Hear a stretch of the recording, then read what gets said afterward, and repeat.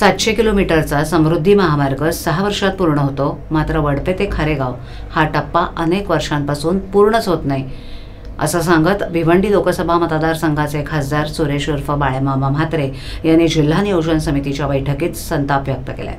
या रस्त्याचं काम माजी केंद्रीय मंत्री कपिल पाटील यांच्या मुलाच्या मार्फत केलं जात असल्याचा आरोपही त्यांनी केलाय। यातील बहुतांश काम निकृष्ट असून राज्य रस्ते विकास महामंडळाकडून त्याच्यावर कारवाईस टाळाटाळ केली जाते असा आरोपही त्यांनी केलाय। उपमुख्यमंत्री आणि पालकमंत्री एकनाथ शिंदे यांनी येथील मंडळाच्या एका अभियंत्याला निलंबित केले। गेल्या अनेक वर्षांपासून सुरू असलेल्या मुंबई-आग्रा महामार्गावरील खारेगाव ते वडपे या टप्प्याचं काम संथ गतीने सुरू आहे, त्यामुळे अनेक ठिकाणी हा रस्ता चिंचोळा होता। कुठे 6 मार्गिकांवर धावणारी वाहनं अनेक ठिकाणी एकाच मार्गिकेवर येतात आणि त्यामुळे कोंडी होते, त्याचा फटका सर्वच वाहनांना बसतो।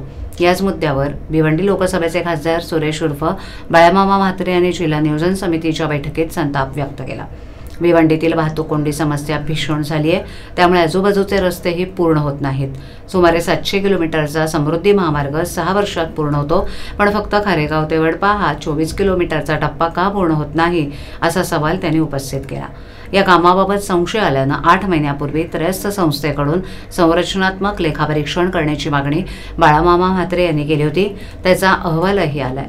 ज्या 21 टप्प्यांचे नमुने घेतले होते त्यापैकी 14 भाग निकृष्ट निघाले असल्याचा अहवाल आल्याची माहिती खासदार म्हात्रे यांनी बैठकीत दिली। त्यानंतर त्यांनी MSRDCच्या व्यवस्थापकीय संचालकांना भेटलो असता त्यांनी कारवाईबाबत हास्यास्पद उत्तर दिलं असंही म्हात्रे यांनी यावेळेला सांगितलं।